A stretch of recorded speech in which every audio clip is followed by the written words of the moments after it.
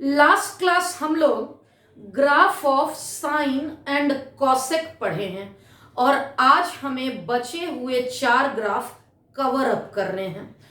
और ये 4 ग्राफ बहुत आसान है। साइन पढ़ चुके हैं तो कॉस समझना आसान है, क्योंकि कॉसेक पढ़ चुके हैं तो सेक समझना आसान है। टेन एंड कॉट हमारे लिए नया होगा। तो मैं स्टार्ट कर रही हूं cosine function y equal to cos x से। कॉसेक्स का नेचर कैसा होगा यह जानने के लिए हमें पहले टेबल बनाना होगा। मैं यहां टेबल प्रिपेयर कर रही हूं। ये x है और ये y है। x की वैल्यू 0, cos 0 की वैल्यू 1, x की वैल्यू 30 डिग्री, cos 30 डिग्री की वैल्यू √3/2, x की वैल्यू 45, cos 45 की वैल्यू 1/√2, x की वैल्यू π/3, cos π/3 की वैल्यू 1/2, cos 90 डिग्री की वैल्यू 0। इस 0 से लेके π/2 तक कैसा नेचर होगा यह प्लॉट करने के लिए मैं यहां पर सिखाने जा रही हूं। ये x, ये 0, 90, इसकी वैल्यू 1 का आधा, थोड़ा सा ऊपर और थोड़ा सा नीचे। cos x के जगह 0 तो 1, इस π/2 का आधा 45, थोड़ा सा पहले 30 और यहां 60 डिग्री। अब मैं इसे प्लॉट करने जा रही हूं। क्या प्लॉटिंग होगा इसका? जब x π/6 है तो y की वैल्यू √3/2। जब x π/6 है तो इसकी वैल्यू 0.8। जब x की वैल्यू π/4 है तो y की वैल्यू 1/√2। y की वैल्यू 1/√2 जो 2.7 होता है। जब x की वैल्यू π/3 है तो इस y की वैल्यू 1/2 और ये हो गया 1/2। cos 90 की वैल्यू 0। जैसे आप में से कुछ बच्चे ऐसे होंगे जो क्लास 11th के शुरुआत में अपनी फुल एफिशिएंसी और फुल एनर्जी के साथ क्लास स्टार्ट किए होंगे, यानी जब सेट थ्योरी पढ़ रहे होंगे तो 100% दे रहे होंगे।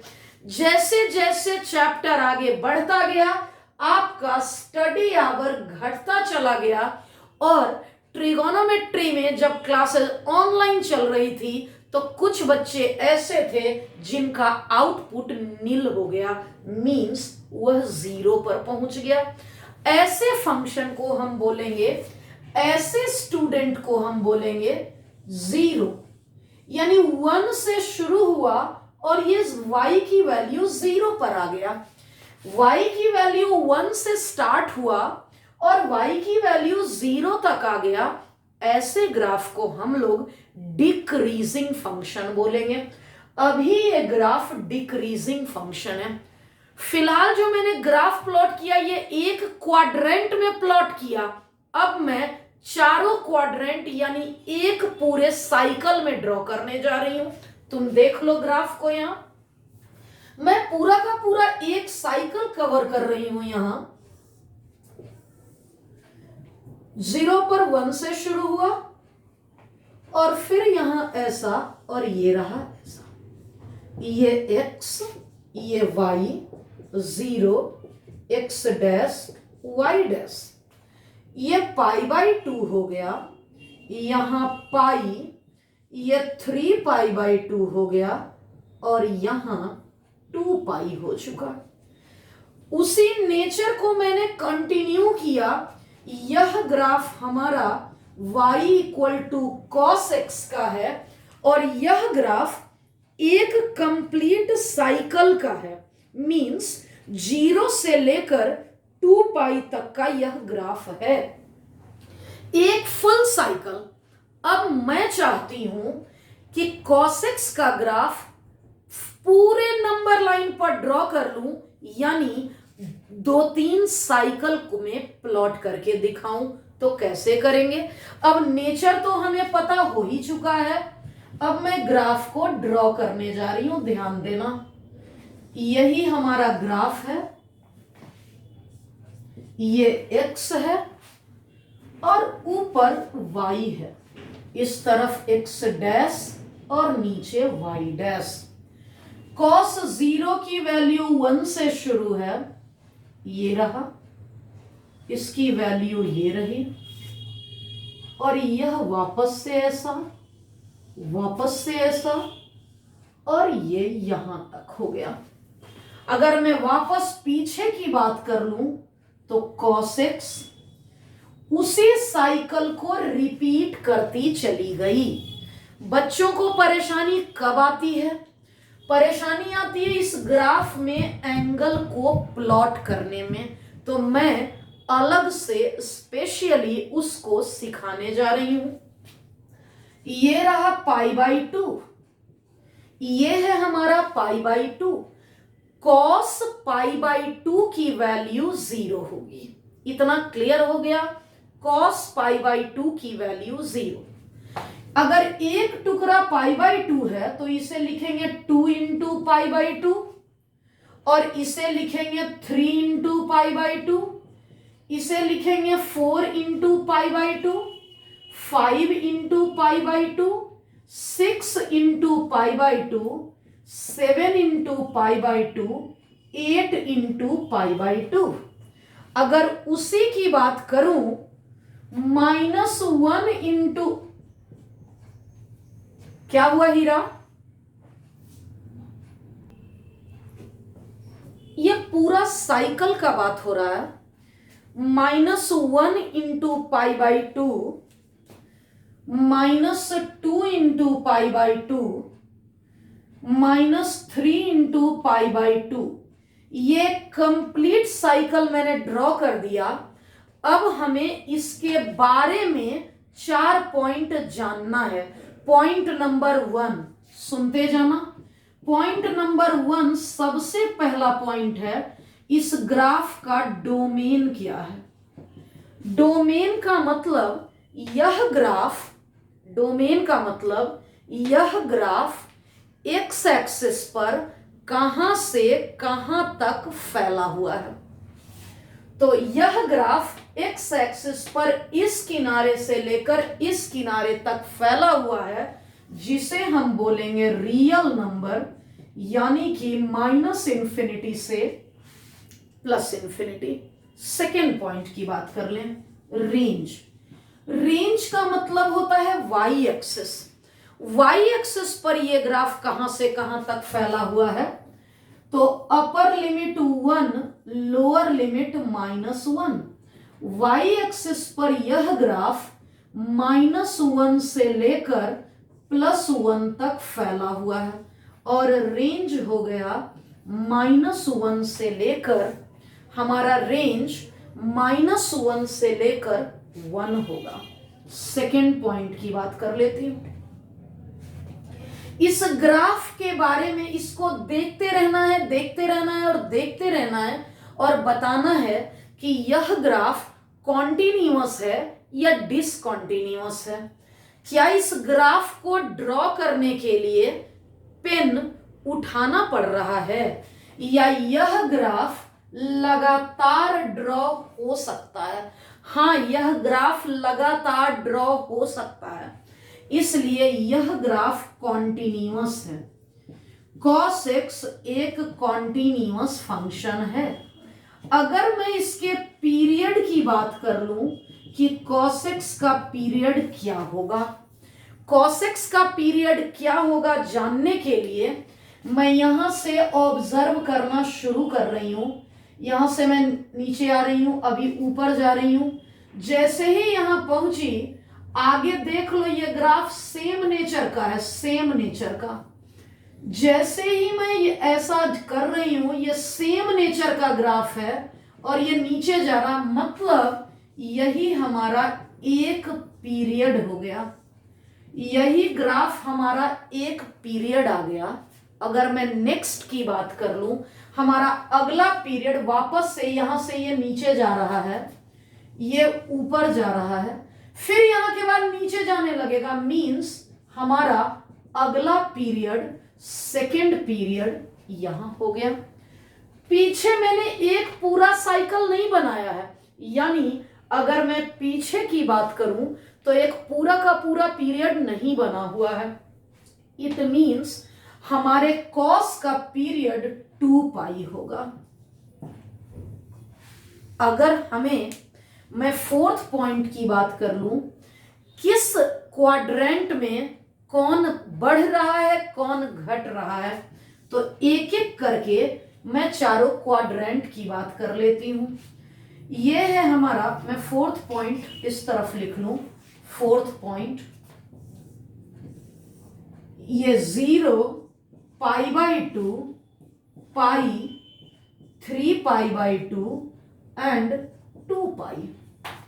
ध्यान से सुनना, फर्स्ट क्वाड्रेंट 0 से π/2 में यह ग्राफ कैसा परफॉर्म कर रहा है, फर्स्ट क्वाड्रेंट में यह ग्राफ कैसा परफॉर्म कर रहा है। मैं यहां हूं, यहां से ये नीचे आ रहा, नीचे आ रहा, नीचे जा रहा, मतलब यह ग्राफ डिक्रीज कर रहा है, डिक्रीज कर रहा है, डिक्रीज कर रहा है, डिक्रीज कर रहा है। 1 पर था, डिक्रीज करके 0 आ गया, मींस हमारा फंक्शन डिक्रीजिंग है। हमारा यह फंक्शन डिक्रीजिंग है, डिक्रीजिंग फ्रॉम 1 to 0। यह फंक्शन डिक्रीज कर रहा है, हमारा यह फंक्शन डिक्रीजिंग है फ्रॉम 1 to 0। मैं सेकेंड क्वाड्रेंट की बात कर रही हूं, जरा सेकेंड क्वाड्रेंट में तुम ऑब्जर्व करना। सेकेंड क्वाड्रेंट π/2 से π/2 पर मैं पेन रख रही हूं और पाई पर जा रही हूं। ये नीचे जा रहा है, नीचे जा रहा है, नीचे जा रहा है, नीचे जा रहा है, नीचे जा रहा है, नीचे जा रहा है, ये नीचे ही जा रहा है, डाउनफॉल हो रहा है, मींस फंक्शन हमारा डिक्रीज कर रहा। कहां से कहां तक डिक्रीज कर रहा है? अगर मैं बात कर लूं कि फंक्शन कहां से कहां तक डिक्रीजिंग है, हमारा ये फंक्शन 0 से शुरू हो रहा है और -1 तक जा रहा है। हमारा ये फंक्शन डिक्रीजिंग है और 0 से लेके -1 तक। मैं थर्ड क्वाड्रेंट की बात कर रही हूं, क्या थर्ड क्वाड्रेंट में यह फंक्शन कैसा ट्रीट कर रहा है? ये रहा थर्ड क्वाड्रेंट, पाई से 3 π/2, मैं ऊपर जा रही हूं, ऊपर ऊपर जा रहा, ऊपर जा रहा, यानी ये इंक्रीज कर रहा है। इस प्लेस पे -1 ऊपर जा रहा है, मतलब इंक्रीजिंग है, इंक्रीजिंग फ्रॉम -1 से लेकर 0, -1 से लेकर 0। मैं फोर्थ पॉइंट की बात कर रही हूं, फोर्थ क्वाड्रेंट में 3 π/2 से 2 पाई, यह है 3 π/2, ऊपर जा रहा, ऊपर जा रहा और ऊपर जा रहा, मीन्स इंक्रीजिंग है। यह फंक्शन इंक्रीजिंग है फ्रॉम 3 π/2, यानी फ्रॉम 0 से लेकर 1। यह फंक्शन इंक्रीजिंग है फ्रॉम 0 to 1। अब बात करती हूं किस क्वाड्रेंट में कौन पॉजिटिव कौन नेगेटिव। फर्स्ट क्वाड्रेंट में यह ग्राफ एक्स एक्सिस से अगर ऊपर है तो पॉजिटिव बोलेंगे, नीचे है तो नेगेटिव बोलेंगे। फर्स्ट क्वाड्रेंट की बात करो तो यह पॉजिटिव हो गया, फर्स्ट क्वाड्रेंट पॉजिटिव, यानी फर्स्ट क्वाड्रेंट पॉजिटिव हो गया। गौतम, पिंटू भैया पीछे खड़े हैं, फोन मांगो और जवाब दो, सेकेंड क्वाड्रेंट में साइन कैसा होगा? जवाब दो गौतम। उसके आगे राजनंदिनी, अगर वो नहीं बताता है तो सेकेंड क्वाड्रेंट में कॉस कैसा होगा? कैसा होगा, फिर से बोलो। ओके, अमीषा को बोलना है थर्ड क्वाड्रेंट। ये एक्स एक्सिस से नीचे है तो नेगेटिव होगा। अमीषा थर्ड क्वाड्रेंट, पाई से 3π/2, इस बीच में ये ग्राफ पॉजिटिव है या निगेटिव है, बोलना है।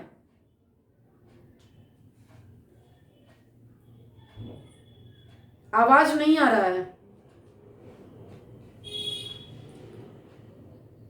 हाँ, कॉस का पूछ रही हूं। मैं बताती हूं, कोई भी चीज तुम इन जनरल तुम क्या करते हो, इधर जीरो डालते हो, ऊपर गया तो पॉजिटिव, नीचे गया तो नेगेटिव। कोई भी ग्राफ अगर नीचे है तो नेगेटिव, ऊपर गया तो पॉजिटिव। मैं थर्ड क्वाड्रेंट की बात कर रही थी, पाई से 3π/2, ये पाई यहां से 3π/2, इस पाई से लेकर 3π/2 की बात कर रही हूं। ये कंप्लीट नेगेटिव होगा क्योंकि एक्स एक्सिस से नीचे है, इसलिए हम इसे नेगेटिव लिख रहे हैं। मैं बात कर रही हूं फोर्थ क्वाड्रेंट की। अगर फोर्थ क्वाड्रेंट की बात कर लें, 3π/2 से 2π, ये ग्राफ ऊपर है।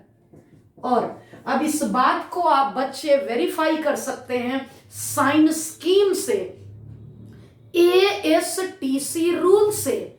A मीन्स ऑल पॉजिटिव, इसलिए कॉस पॉजिटिव। S का मतलब sine and cosec, sine and cosec positive, इसलिए कॉस नेगेटिव। T का मतलब tan, tan and cot positive, इसलिए cos negative. And the last C, cos and sec positive, इसलिए यह हमारा पॉजिटिव हो गया। अब यहां तक पहले कॉपी कर लें, तब हम लोग ट्रांसफॉर्मेशन सीखेंगे। अगर cos 5x out of 6 transformation, मैं क्लास में 2 डिस्कस करूंगी, बचे हुए 4 होमवर्क में करने हैं। मैंने डिसाइड किया है मैं 3rd एंड 6th करवाऊंगी। जब cos 5x, cos 3x, cos x के ग्राफ को ड्रॉ करना है तो सबसे पहले हमें उसके पीरियड को देखना होगा। क्योंकि यहां cos लिखा हुआ है, इसलिए सबसे पहले मैं cos को ड्रॉ कर लेती हूं। cos का नेचर हम लोग पहले से जानते हैं, ये cos ये रहा। सिमिलरली ये हमारा cos का ग्राफ है, x डैश। मैं आगे भी ड्रॉ करना चाहती हूं,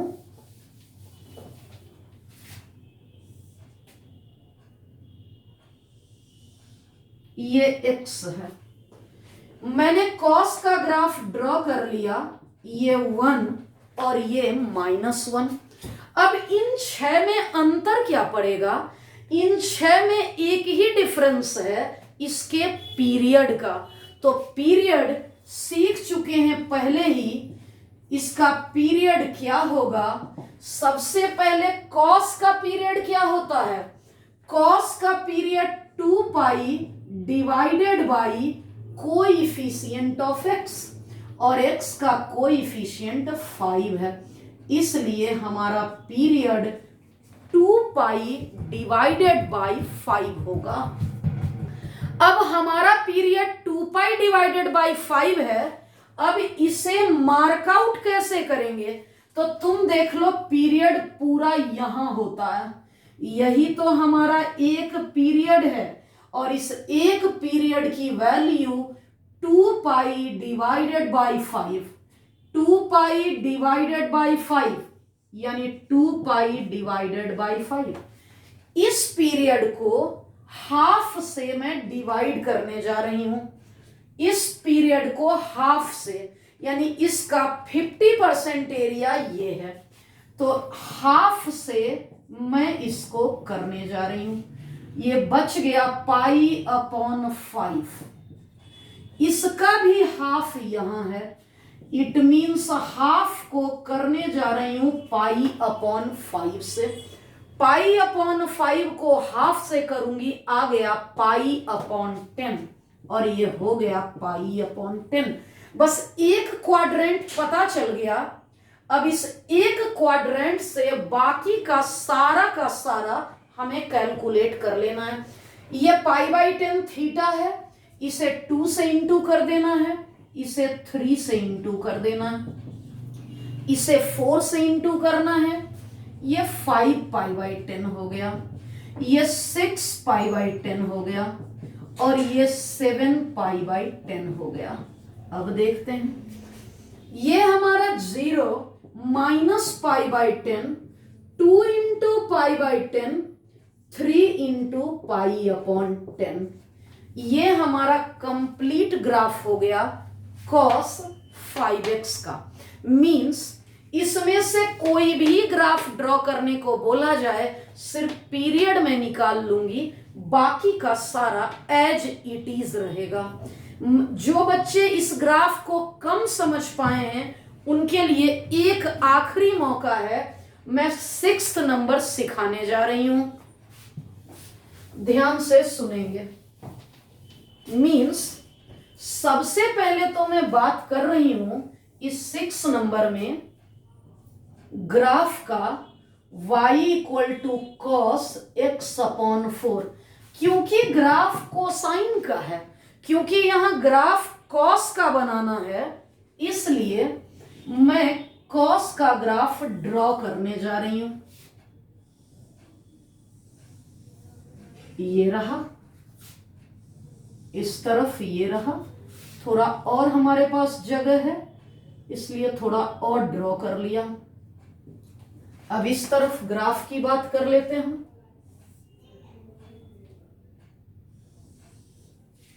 लो, इतना ही जगह है हमारे पास इसलिए इतना ही ड्रॉ कर लिया। ये 1 हो गया, ये y एक्सिस, ये -1 हो गया y डैश। अभी मैंने क्योंकि कॉस लिखा था, सिंपल कॉस का ग्राफ बना दिया। अब स्पेशली इसके पास चलते हैं, इसका पीरियड क्या है, पहले पीरियड समझ लेते हैं। cos x/4 पिछले दिन तुम पढ़ चुके हो, इसका पीरियड कैसे निकालते हैं।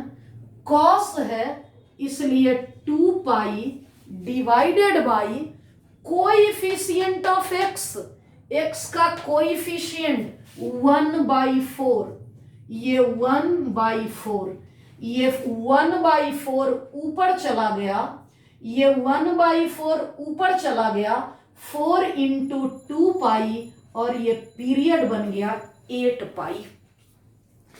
पीरियड तो क्लियर हो गया 8π, तो एक साइकिल इसका पूरा हो रहा है यहां, और ये हो गया 8π। इस 8π का आधा है 4π, इस 4π का आधा है 2π।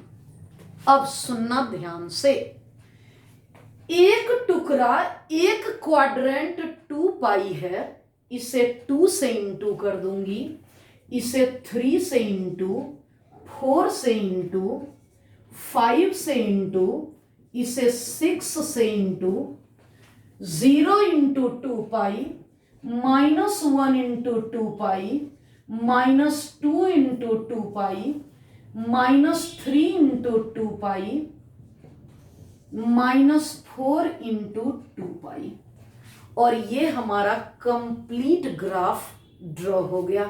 पहले इन दोनों को कॉपी करें और इन दोनों में से एक एक ग्राफ, इन दोनों में से एक ग्राफ अभी बनाएं, इन दोनों में से एक ग्राफ अभी जस्ट बनाएं। फोर्थ ग्राफ जो 1 टाइम वॉच है, मीन्स सिर्फ एक बार गौर से देख लेना है और उसकी नॉलेज गेन कर लेनी है, क्योंकि उपयोग कम है इसका। y equal to sec x। जब हम लोग cosec x ड्रॉ कर रहे थे तब सीखे थे कि sin x का प्लॉट कर दो, एंड cosec x का कहना था कि sin x जितने एरिया में है उसको छोड़कर सारा एरिया हमारा। सिमिलरली यहां भी अगर मैं इस sec x की बात कर लूं तो पहले मैं cos x को प्लॉट कर लेती हूं। मैंने cos x को प्लॉट कर लिया, मैंने cos x को प्लॉट कर लिया है। ये लोअर एरिया -1 है, अपर +1, और ये हमारा y dash x dash as well as x। हमें जरूरत sec x की है, लेकिन सपोर्ट लाइन के लिए मैंने पहले cos x को ड्रॉ कर लिया है। अब जहां जहां बाउंड्री बन रही है, यानी π/2, पाई, 3π/2, 3π/2, 2π, 5π/2, 3π, 7π/2, 4π, 9π/2। हमने ग्राफ को ड्रॉ कर लिया, बाउंड्री को ड्रॉ कर लिया। जहां जहां बाउंड्री पॉसिबल है ड्रॉ कर लिया, और हर ऑड मल्टीपल ऑफ π/2 पर ड्रॉ कर लिया। इस किनारे -π/2, -π, -3π/2। हमने बाउंड्री यहां भी ड्रॉ कर दिया एंड बाउंड्री यहां भी ड्रॉ कर दिया। हो गया। अब अभी तक हम लोगों ने अब लास्ट 2 मिनट में और कुछ नहीं किया, सिर्फ और सिर्फ cos x का ग्राफ प्लॉट कर लिया। तो cos x का प्लॉट होना ही तो sec x का ड्रॉ हो जाना है, क्योंकि sec x कहता है जहां जहां cos का पिक बन रहा है उसे का को छोड़कर sec बन गया और यह ग्राफ मिट गया। सिमिलरली यहां cos है, यह ड्रॉ हो गया। cos को तुम डॉटेड कर सकते हो, तुम मिटा सकते हो। ये sec का ग्राफ बन गया और ये हो गया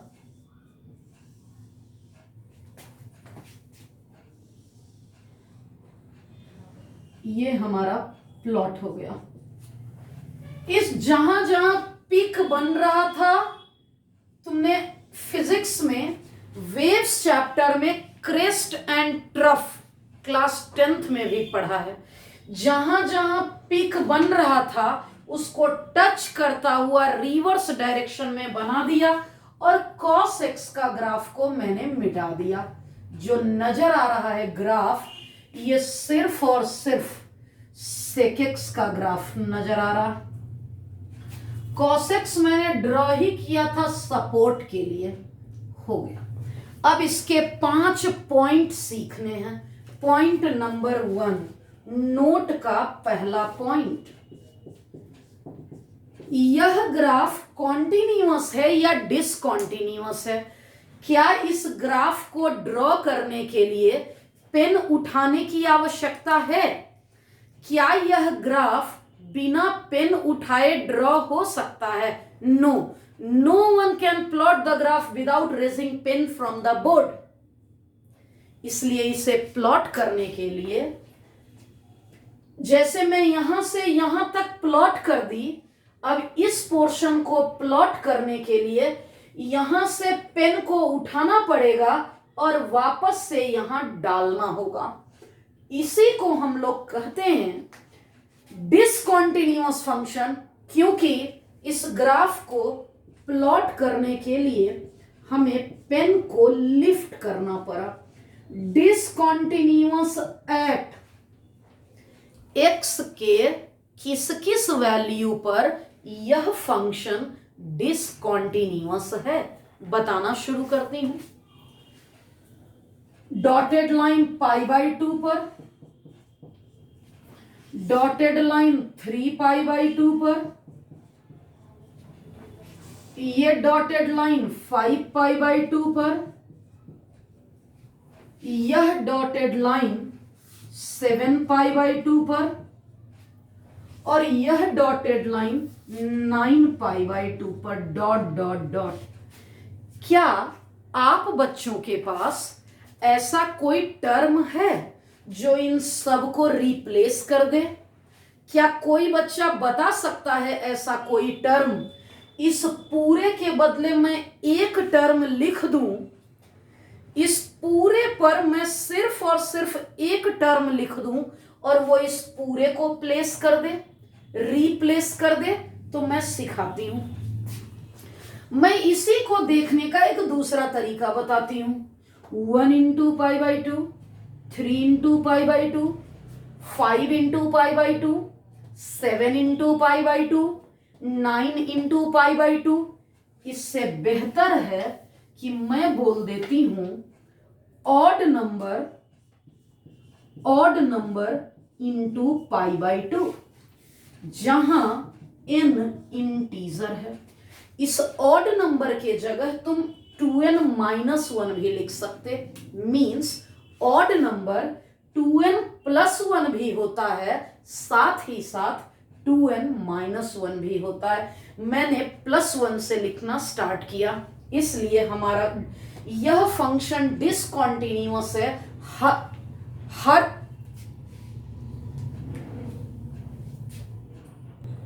डोमेन, इस ग्राफ के डोमेन की बात कर लूं तो यह पूरा का पूरा रियल नंबर होगा, लेकिन यह ग्राफ कहीं ना कहीं टूटा हुआ है।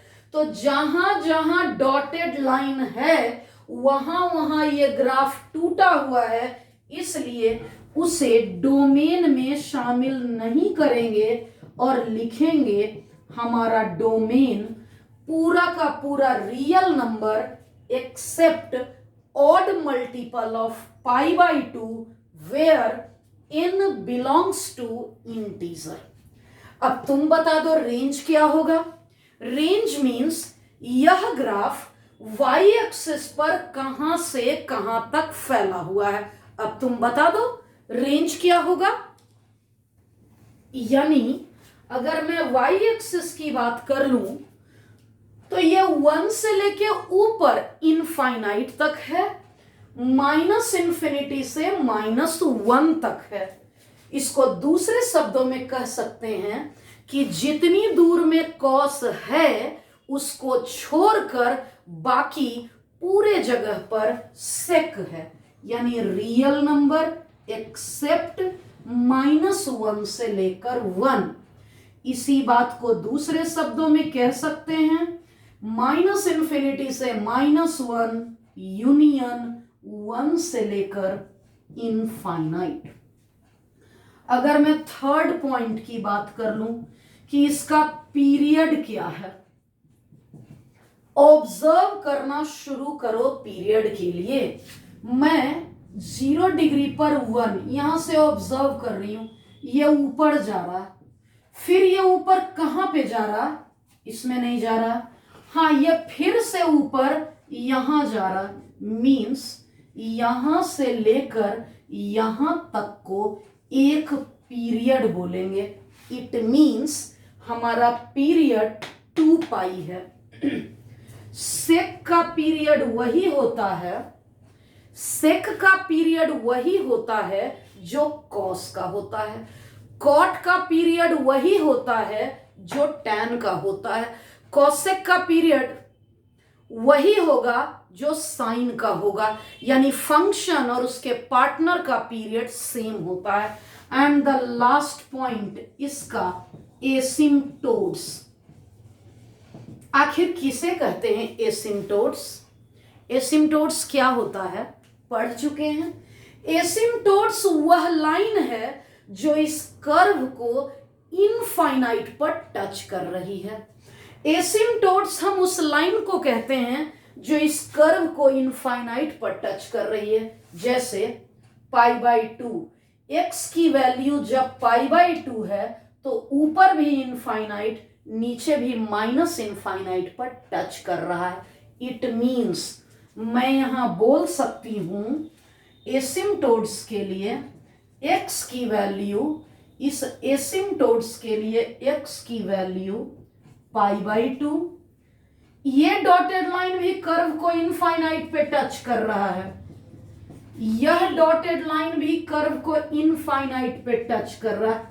फिर से वही सारे कॉन्सेप्ट तो रिपीट हो रहे हैं। 1 into π/2, 3 into π/2, 5 into π/2 means odd number into π/2।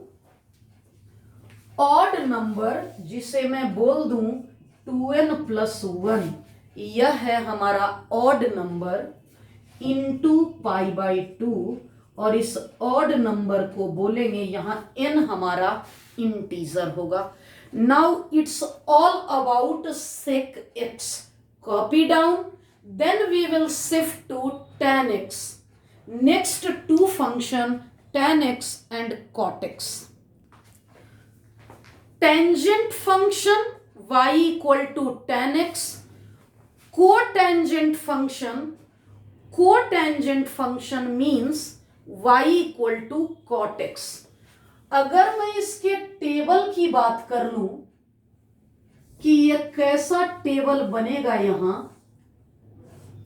x और y, tan 0 की वैल्यू 0, ठीक है, मैं नीचे बनाऊंगी। अगर हम लोग ड्रॉ करें x एंड y, x जब 0 लूंगी tan 0 की वैल्यू 0, x जब मैं 30 डिग्री लूंगी 30 डिग्री, tan 30 डिग्री की वैल्यू 1/√3, x अगर मैं 45 लूंगी तो tan 45 1, अगर मैं x 60 डिग्री लूंगी तो tan 60√3, अगर मैं x 90 लूंगी तो tan 90 की वैल्यू इनफाइनाइट। क्या हो रहा है, मैं 0 डिग्री से 90 डिग्री जा रही हूं तो मेरा ग्राफ 0 से लेके इनफाइनाइट जा रहा है। अब इसी ग्राफ को मैं प्लॉट करके दिखाने जा रही हूं। ये 0, π/2, पाई, 3π/2, 2π, 5π/2।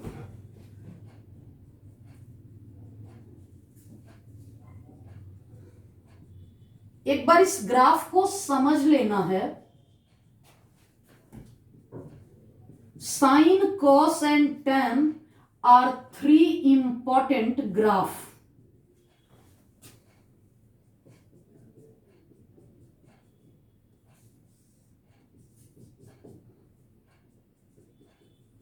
ग्राफ की आज लास्ट क्लास है।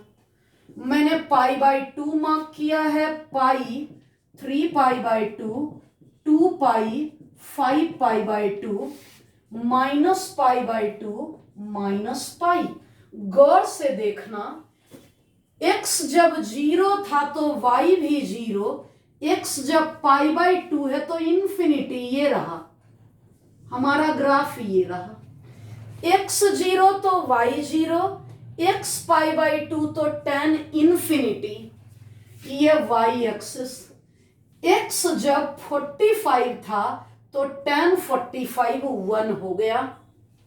सिमिलरली अब यही ग्राफ हमारा रिपीट होता चला जाएगा।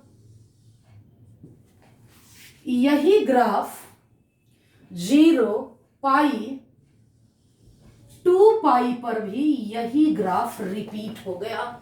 सिमिलरली यही ग्राफ यहां भी चलता चला गया। ये मैंने कंप्लीट tan x का ग्राफ ड्रॉ कर दिया। इस tan x के बारे में 5 पॉइंट तुम्हें समझाना है। पॉइंट नंबर 1, गौर से देखना, ये आया कहां से। मैंने सिर्फ एक क्वाड्रेंट देखा, 0 डिग्री पर 0, 90 डिग्री पर इनफाइनाइट, फ्री हैंड से मैंने मिला दिया। इसके बाद मैं वापस -π/2 पर गई तो पता चला कि tan minus pi by two minus infinity होता है, इसलिए माइनस पाई बाई टू पर मैंने माइनस इन्फिनिटी को टच करवा दिया। एक विंग्स मुझे पता चला, बाकी विंग्स में खुद से ही ड्रॉ करती चली गई। इसके बारे में ऑब्जर्व करते हैं एक एक पॉइंट, छोटा छोटा पॉइंट। पॉइंट नंबर 1, ये ग्राफ कॉन्टिन्यूअस है या डिसकॉन्टिन्यूअस, जरा तुम देख कर बताओ। क्या इस ग्राफ को मैं ड्रॉ कर सकती हूं without lifting our pen from the board? No, no one can draw this one. मैं जैसे ही यहां तक गई, इस पार्ट को ड्रॉ करने के लिए हमें उठाना पड़ा और फिर मैं ऊपर गई। इस पार्ट के लिए फिर मैं ऊपर गई, यानी पेन को उठाना पड़ा, इसलिए बोलेंगे कि हमारा यह फंक्शन डिसकॉन्टिन्यूअस है।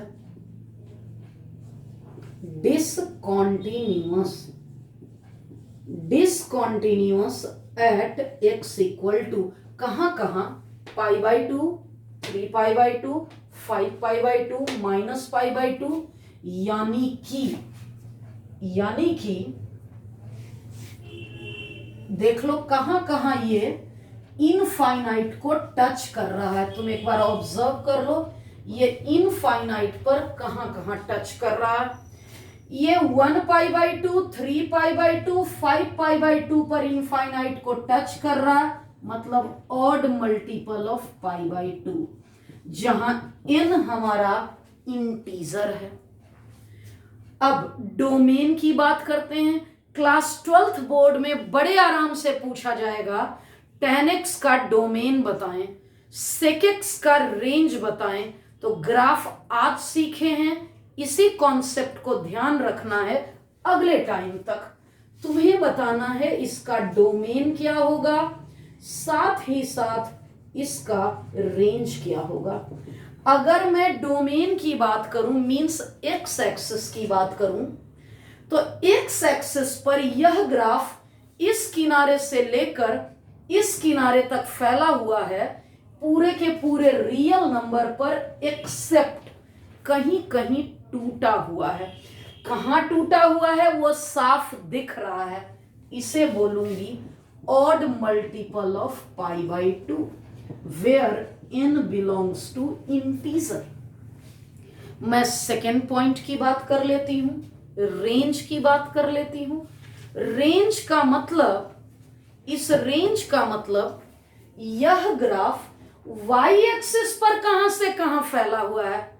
ये तो माइनस इन्फिनिटी से ऊपर चलता चला गया, माइनस इन्फिनिटी से ऊपर प्लस इन्फिनिटी तक, यानी कि रेंज हमारा पूरा का पूरा रियल नंबर है। हमारा रेंज माइनस इन्फिनिटी से प्लस इन्फिनिटी है।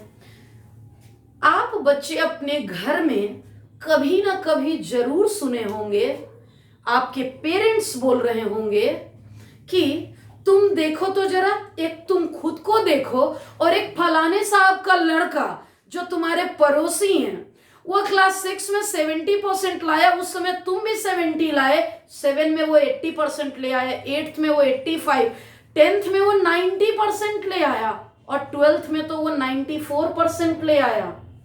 अभी वो उसका एडमिशन भी हो गया बीटेक में, उसके बाद 3-4 साल के बाद उसका प्लेसमेंट भी हो गया।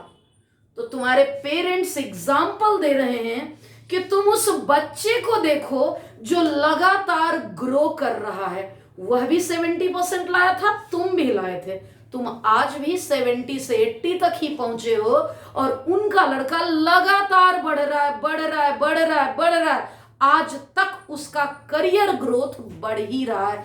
tan x बिल्कुल वही है। tan x के एक विंग को ऑब्जर्व करना शुरू करते हैं।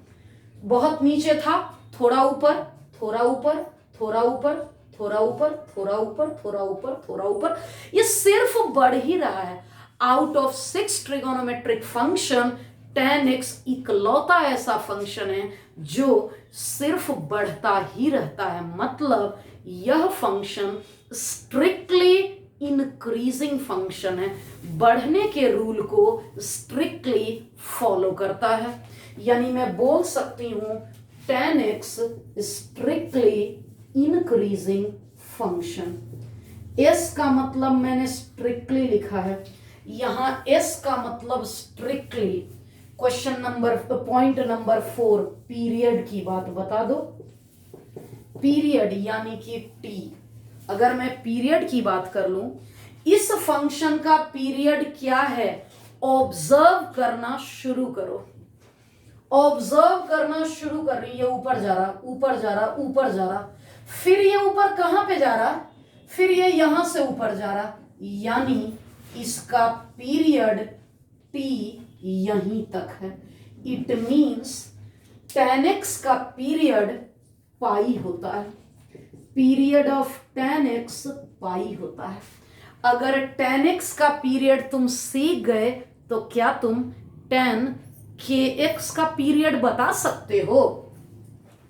क्या तुम 10kx का पीरियड बता सकते हो?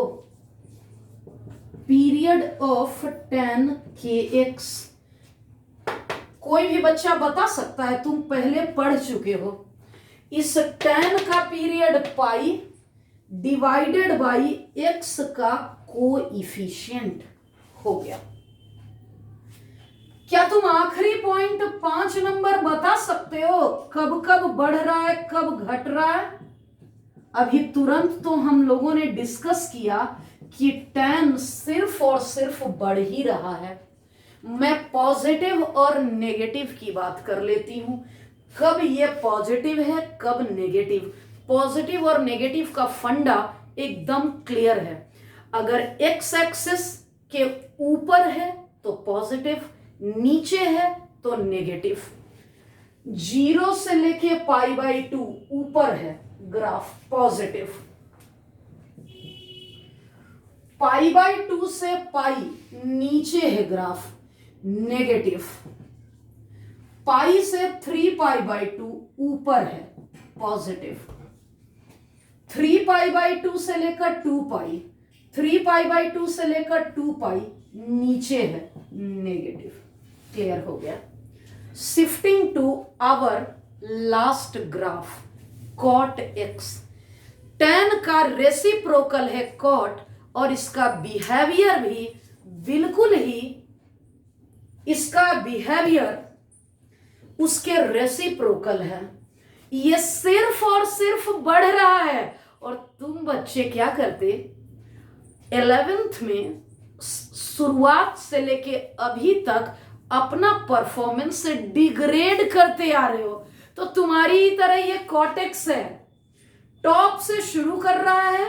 देख लो कॉटेक्स क्या है, एकदम तुम्हारे क्लास 11th के पढ़ाई को ये क्लियरली एक्सप्लेन करता है कि कॉटेक्स कहां से कहां तक होगा। सुनते जाना। cot 0 इनफाइनाइट और cot 90 0। cot पाई की अगर बात कर लूं तो ये फिर माइनस इनफाइनाइट, ये 0 π/2 पाई 3π/2 2π and the last 5π/2। इस किनारे -π/2 और -π। सिमिलरली -3π/2। cot की बात कर लूं अगर तो ये सबसे ऊपर जा रहा है, जा रहा है, जा रहा है, ये नीचे आ गया ऐसा। अगर मैं इसके विंग्स की बात करूं तो ये स्टार्ट तो प्लस इनफाइनाइट से करता है।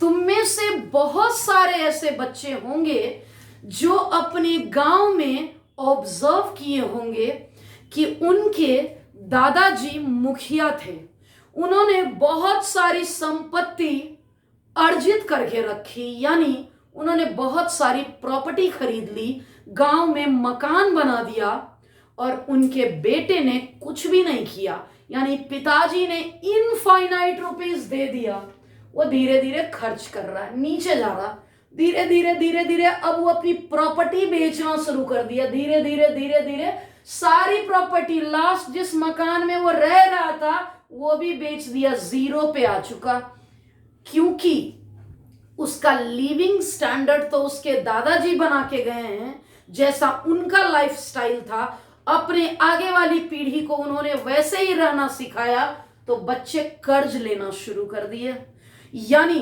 डेप्थ में चले गए और कर्ज लेकर मारुति कार मेंटेन कर रहे हैं और आईफोन मेंटेन कर रहे हैं, और धीरे धीरे विजय माल्या वाली स्थिति आ गई, यानी एकदम माइनस इन्फिनिटी, कर्ज में इतना दब गया कि अब सुसाइड वाली नौबत आ गई।